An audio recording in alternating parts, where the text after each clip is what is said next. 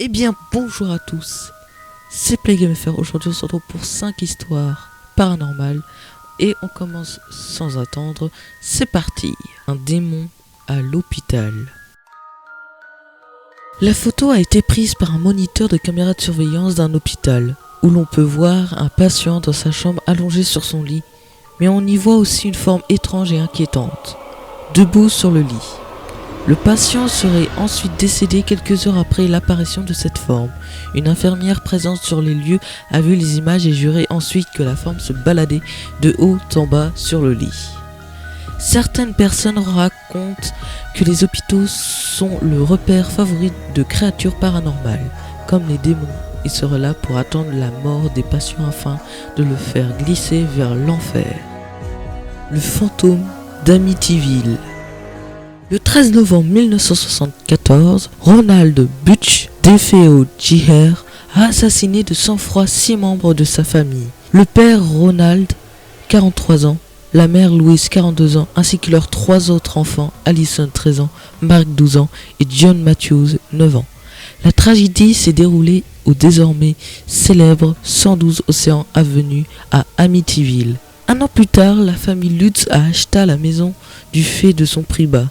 Mais George et Kathy Lutz n'y habitèrent finalement que 28 jours. Suite à une série de faits paranormaux, un chien suicidaire, des demi-têtes de démons apparaissent dans des endroits de la maison, des empreintes de sabots fourchus dans la neige, des objets en lévitation. Ed et Lorraine Aren, un couple de la Société pour la recherche psychique de la Nouvelle-Angleterre, reconnu par l'Église, se sont rendus dans la maison pour rendre compte du phénomène à la demande du juge qui souhaitait statuer sur l'état mental de Ronald Butch DeFeo, qui criait à l'emprise du démon.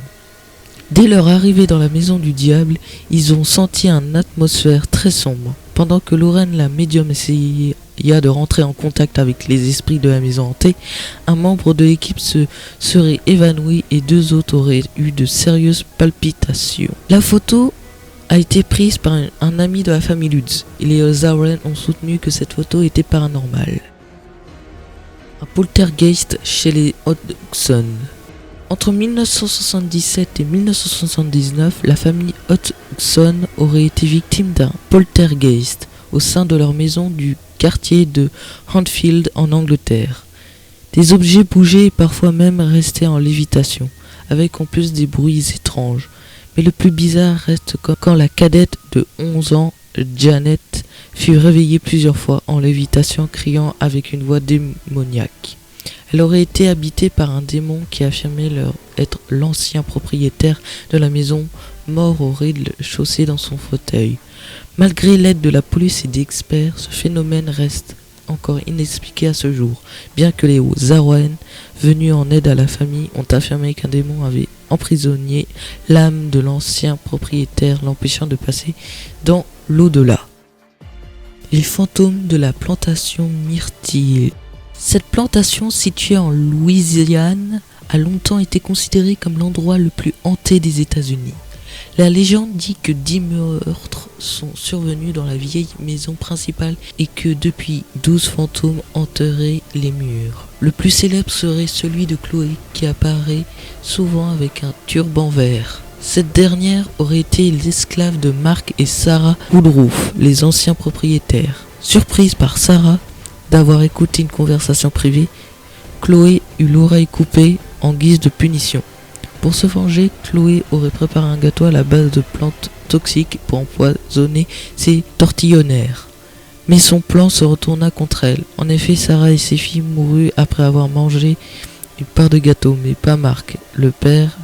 Elle fut pendue par les autres esclaves et son corps jeté dans le Mississippi.